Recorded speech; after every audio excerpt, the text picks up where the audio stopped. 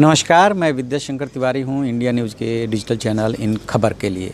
और बात करेंगे उस सियासत की जो कि बीजेपी और ख़ास तौर से पीएम मोदी को लेकर के महागठबंधन की राजनीति हो रही है।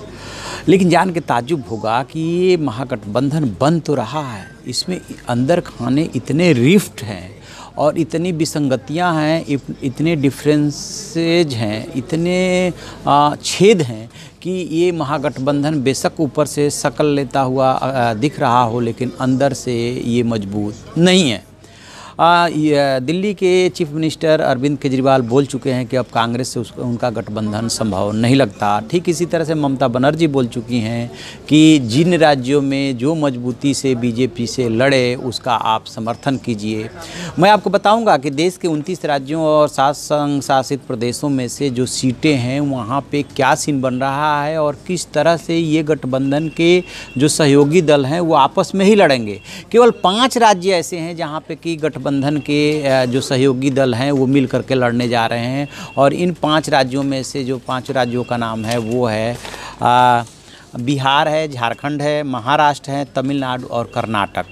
इन यहाँ पे जो सीटों की संख्या है वो 169 है। तो यहाँ पे तो सहयोगी दल आपस में मिल कर के लड़ रहे हैं। महाराष्ट्र में एनसीपी के साथ कांग्रेस का समझौता है, बिहार झारखंड में भी कांग्रेस आरजेडी और जो भी छोटे दल हैं उनके साथ समझौता है, तमिलनाडु में जो है कांग्रेस का डीएमके के साथ समझौता है और कर्नाटक में जेडीएस के साथ समझौता है।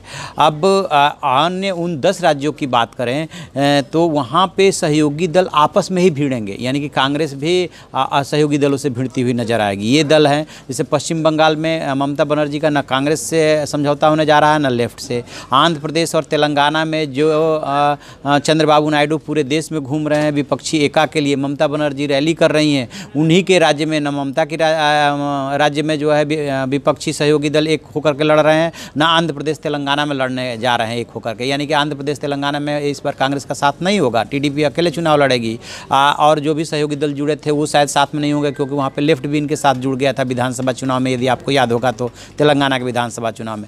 ठीक इसी तरह से दिल्ली को लेकर के बहुत ज़बरदस्त कसमकस है। आपके मुखिया अरविंद केजरीवाल बहुत ज़्यादा जोर लगा चुके हैं लेकिन कांग्रेस समझौते के लिए तैयार नहीं है। पंजाब हरियाणा में भी वो आपके साथ नहीं जाना चाहती कांग्रेस, क्योंकि कांग्रेस को इस बात का डर लगता है कि यदि हम आपके साथ जाते हैं तो उसका जो बेस वोट है वो कट जाएगा।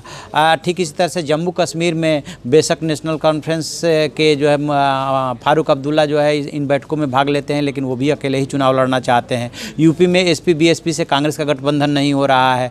केरल और उड़ीसा में भी वही हाल है। तो 10 राज्य ऐसे हैं जहां पे कि ये सहयोगी दल आपस में ही भिड़ेंगे और यहां पे लोकसभा सीटों की संख्या 241 है और जहां पे एक होकर के ये लड़ेंगे वहां पे 169 है। अब अंदाज़ा लगाइए इसके बाद जो 14 राज्य बचते हैं और संघ शासित प्रदेश बचते हैं वहाँ पे क्या स्थिति होने वाली है। वहाँ लगभग 135 सीटें बची गई, 133 से 135 सीटें बचेंगी।